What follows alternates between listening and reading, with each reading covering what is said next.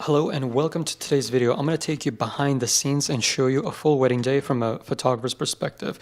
You will get to follow along and see how I work on a full wedding day. All the settings that I used show on the top LCD screen on my camera. I have a GoPro attached to my camera, so it will record everything with some audio. You will see the screen flickering on my LCD. Don't worry, nothing is actually wrong with my camera. It's just how it looks from being recorded with the GoPro. The gear that I used for this wedding is the Nikon Z6II, and the lens that I used for the entire wedding day was the Nikon Z series 35mm 1.8 lens with a Godox V1 flash, although I only used that flash for the reception part only. If you wanted to see all the images from this wedding, go to my website, www.nordello.com, and click on photo and video page and look for Oksana and Vlad.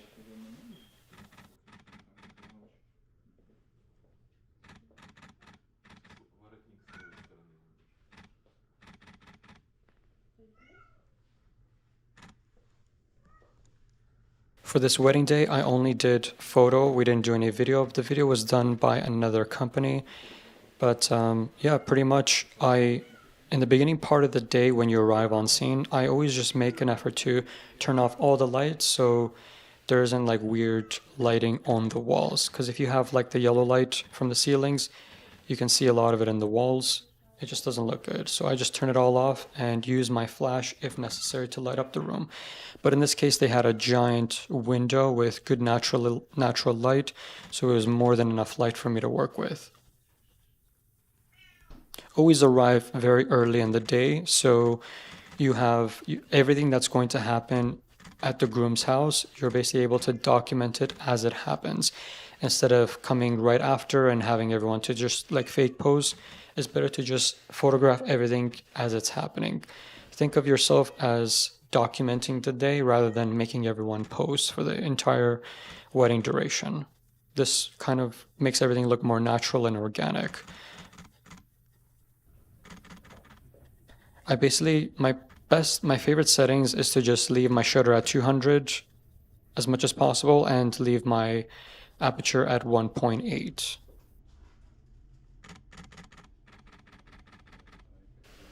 The best thing about the 35mm 1.8 lens is that you can actually use it for close-ups as well. It has a very good close focusing distance. So it actually works well if you want to take photos, very detailed shots of the rings, watch, bracelets, jewelry, anything like that. Any small details, 35mm lens is very good for that. But usually I end up using my 105mm 1.8 lens. For this wedding I didn't, but for all the other weddings I did.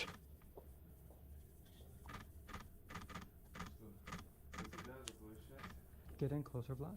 Get in closer. Stay like that. For the beginning part of the day, pretty much if you're just starting out as a photographer, the best lenses you're going to use is either going to be the 35mm 1.8 lens or the 24-70 or 20-75mm lens. Make sure you get those lenses in 2.8. Don't get the f4 version. Yeah, no problem. I will take your LinkedIn photos now. Beautiful. Look down and then towards your right.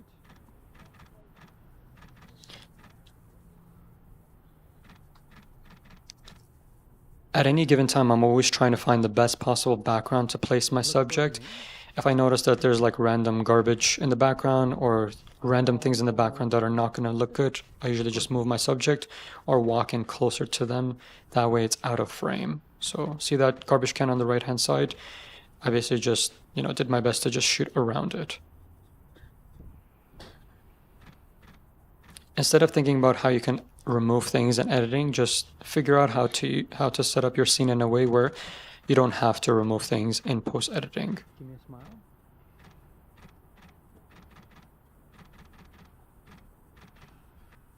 The lighting was perfect outside here. They were right in shade, so there was good even lighting on their face. So I didn't end up needing to use any flash. Misha, nice to meet you. Nice to meet you, Vitaly.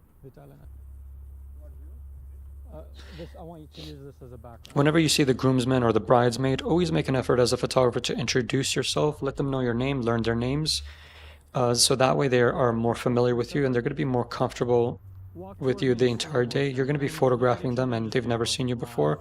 So build minimal rapport as much as you can so it's a nice smooth day for everyone.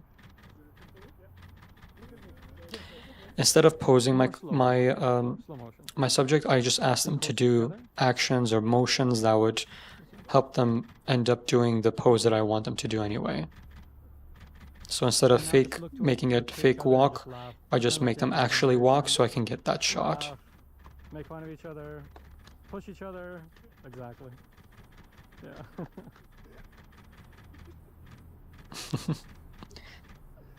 Amazing. Pat him on the back. Whenever you're taking photos of more than one people, more than one person, take lots of shots in between because just in case someone has an awkward facial expression or, you know, they blinked, they looked away, whatever, you have at least one good shot that you have. And always review your images too before leaving.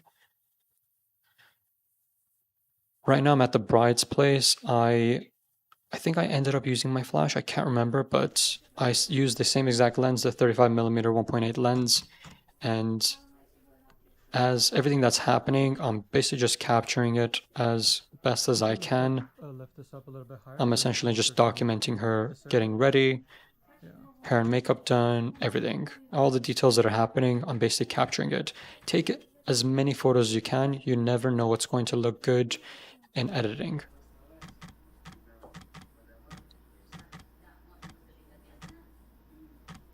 When it comes to taking photos of the bride and groom getting hair and makeup done, do it towards the end. So that way, you know, the final look is there.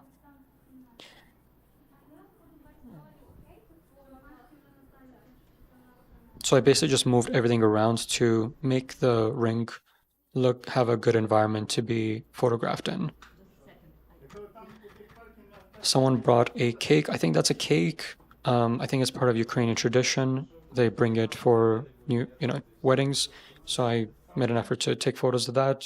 It's a detail that the bride and groom will appreciate in their final gallery. Right now I'm in the ceremony location. I put my camera in silent mode, so you won't hear it clicking. I basically just want it to be as quiet and in stealth mode as possible. I want everyone to focus and enjoy the ceremony, and I want to bring as less attention to myself as possible. Just before the ceremony started, I asked the bride and groom for permission if I can go closer to them to get my photos, or if they want me to be further away from them during the ceremony. They gave me permission to be around them to take my photos, so I used my 35mm prime lens. Otherwise, I would have used my 70 to 200mm lens, so I can basically just be really far away and zoom in and get the shots that I needed. So because I'm working with a videographer for the day, I'm basically just working as shoulder to shoulder with him as possible. You'll basically never see me in his frame. I want to do my best to be out of his shots as much as possible, so I'm always working around him.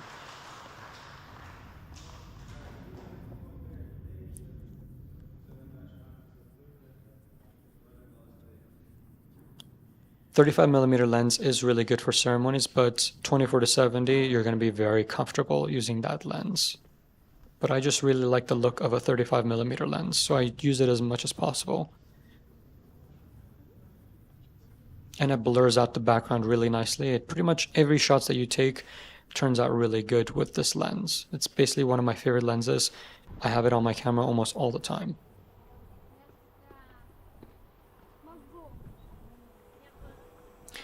In my camera, my memory card that I use is a 512 gigabyte card. I believe they're V90 cards or the max highest speed versions. Get the fastest memory cards that you can. That way when you're taking lots and lots of photos, your camera is not lagging and not slowing down. It's recording extremely fast.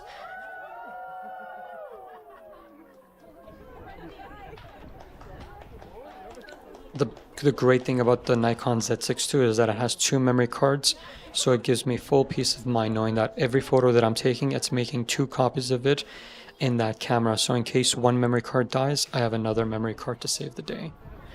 And then whenever I get home, I back up everything in 2 external hard drives, and I do 1 cloud backup as well. All the raw images, I send them to the bride and groom so they have a copy of their own. And I basically just ask them to pick and choose which photos they want edited.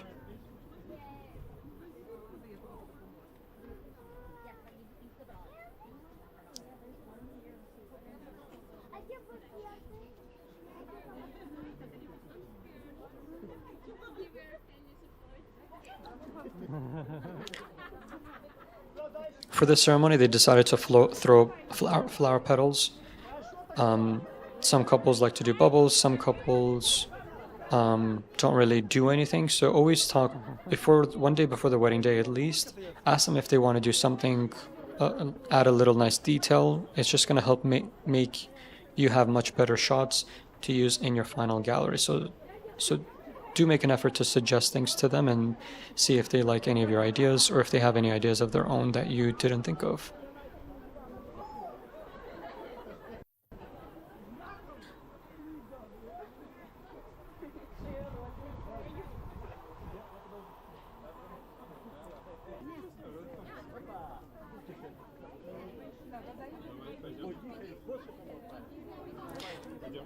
As a wedding photographer, try and get shots of the people that are there as well.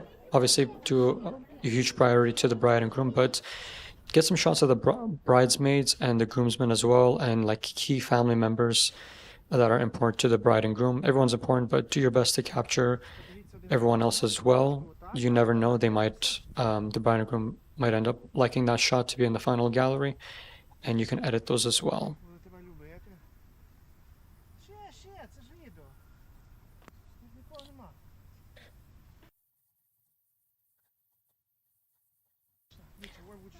This videographer was from another company, not from ours. So usually if they have shots that they want to do, I basically just follow their lead. If they know what they're doing, I'll just follow their lead and take photos as they're leading the bride and groom. If they look like they want me to lead the entire interaction, then basically I'll just tell the couple to pose how I want them and take my photos and make sure that he gets his video as well. So it just depends. Decide amongst yourselves who wants to lead. Amazing. And go from there. This is probably the most important part of the wedding day for you as a photographer, because your best photos are going to be from this part of the day. You're going to have best lighting, the environment is beautiful, and pretty much every single photo you take is going to be near perfect.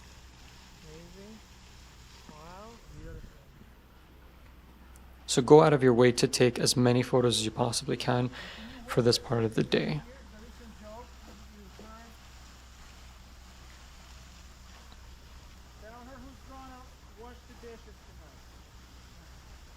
Old mill staff, actually.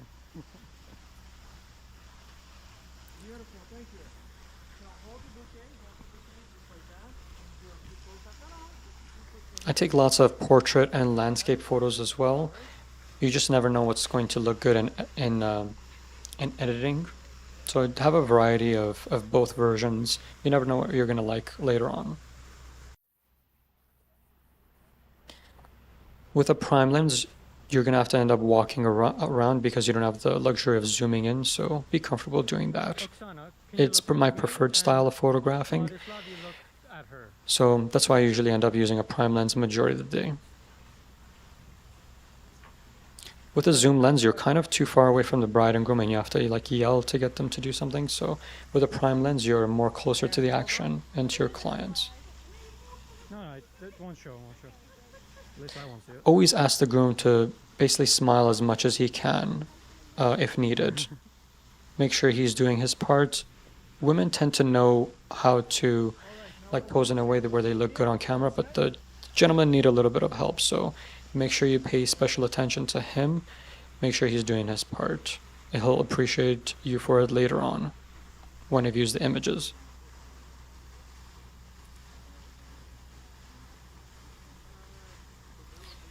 A lot of times I notice that either the groomsmen or the bridesmaids, usually majority of the time it's the bridesmaids, they'll have some suggestions on like photo ideas, pose ideas, whatever suggestions and ideas that they bring to you.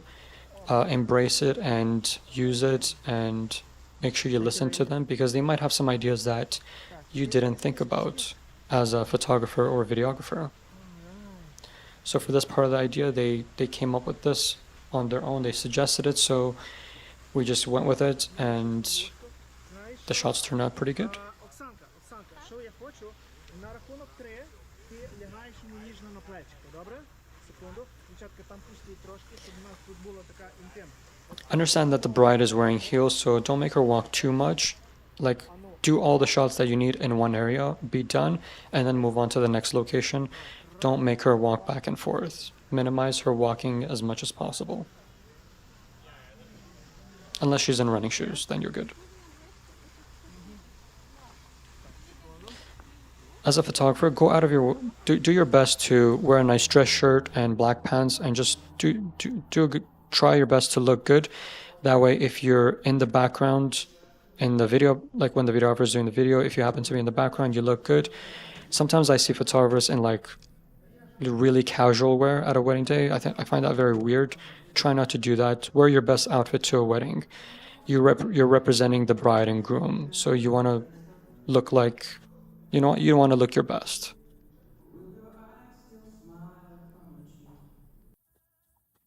Try to arrive at the reception as early as you can, if possible, so that you can get all your detail shots without being interrupted by anyone in the background or just people interrupting your shots. So I pretty much have the room to myself. I'm getting all the detail shots that I need before the bride and groom arrive and everything else starts.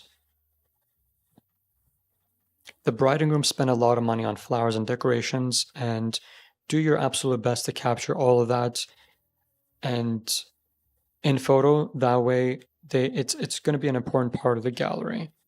Capturing all the flowers and decorations in the final gallery helps make the wedding look more luxurious. Without them, basically your entire gallery is basically just people. With a prime lens, everything just looks better in the lens than in real life. Well, it looks good in real life too, but the lens just makes everything much better. So take advantage of this lens, go and do a lot of close-ups and capture all the fine details of everything that you're photographing. For this part, I didn't actually end up using a flash, even though it was very dark in that room.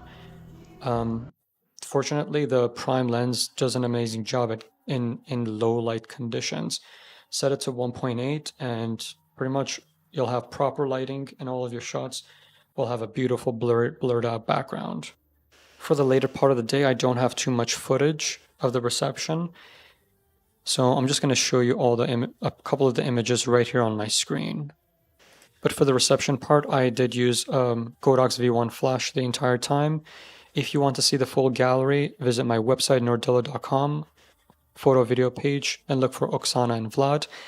Thank you so much for watching this behind the scenes video with me, and I hope to see you in the next video.